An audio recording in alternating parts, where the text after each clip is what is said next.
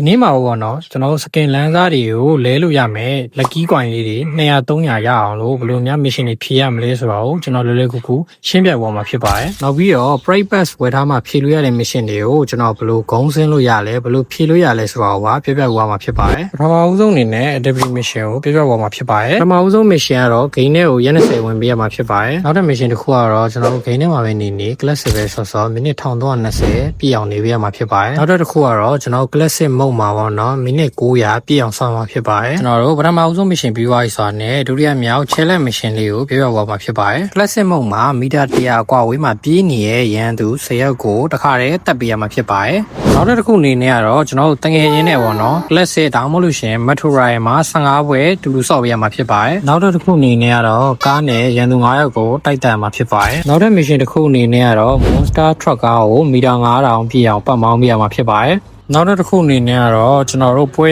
မှာ N60A4 ကန်ကို10ပွဲကောက်ပေးရမှာဖြစ်ပါတယ်နောက်တဲ့ mission တစ်ခုကတော့ပွဲပြီးသွားတာနဲ့ကိုယ့်ရဲ့ teammate တွေကို light ဆယ်ကပေးရမှာဖြစ်ပါတယ်နောက်တဲ့ mission တစ်ခုအနေနဲ့သွေး share ပြည့်အောင်ဖြည့်ရမှာဖြစ်ပါတယ်ဒါကတော့တပွဲမှာလည်းသွေးဖြည့်ရနေတယ်ပြည့်ပါတယ်နောက်တဲ့ mission ကတော့ပြေးနေတဲ့ enemy 15ယောက်ကိုတတ်ရမှာဖြစ်ပါတယ်သူကတော့အကွာဝေးမရှိပါဘူးနီးဝေးရပါတယ်နောက်တဲ့ mission လေးကတော့ဘယ်လိုလက်နက်မျိုးဖြစ်ဖြစ်ဘယ်လို gun မျိုးဖြစ်ဖြစ် enemy ကို damage 10ခြင်းပေးရနေတဲ့ mission လေးအောင်မြင်ပါတယ်ကဲဒါဆိုလို့ရှိရင် extra mission လေးကိုသွားလိုက်အောင်ပထမဦးဆုံး mission လေးကတော့ UMB9 နဲ့ classic မှာ9000တက်ပေးရမှာဖြစ်ပါတယ်နောက်တဲ့ mission တစ်ခုအနေနဲ့ကျွန်တော်တို့ free kit ပေးလို့ရရပါတော့ popular kit ကို1000ပြည့်အောင်တကယ်ချင်းပေးခိုင်းမှာဖြစ်ပါတယ်နောက်တဲ့ mission တစ်ခုအနေနဲ့ကတော့တောက်ကြနေကနေတနင်္ဂနွေနေ့ထိပေါ့နော်အဲ့ကြားထဲမှာ15ပွဲပြီးအောင်ဆော့မှာဖြစ်ပါတယ်နောက်တဲ့ mission လေးကတော့ TDM မှာ damage 2400ထွက်အောင်လို့ပြည့်ရမှာဖြစ်ပါတယ်နောက်တဲ့ mission လေးကတော့ classic mode မှာ not နေရဲ့ကျွန်တော်တို့ teammate တွေကို15ကပြန်ပြီးတော့ကယ်ပေးရမှာဖြစ်ပါတယ်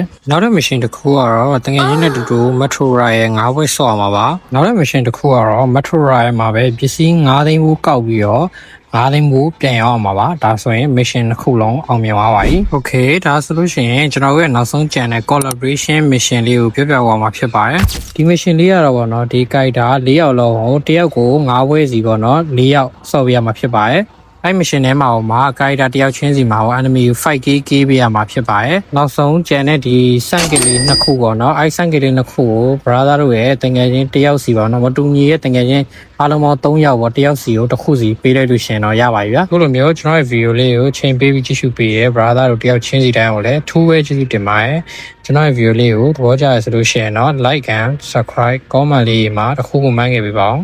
အားလုံးကိုကျေးဇူးတင်ပါတယ်ကျွန်တော်တော့ Lucky ပါ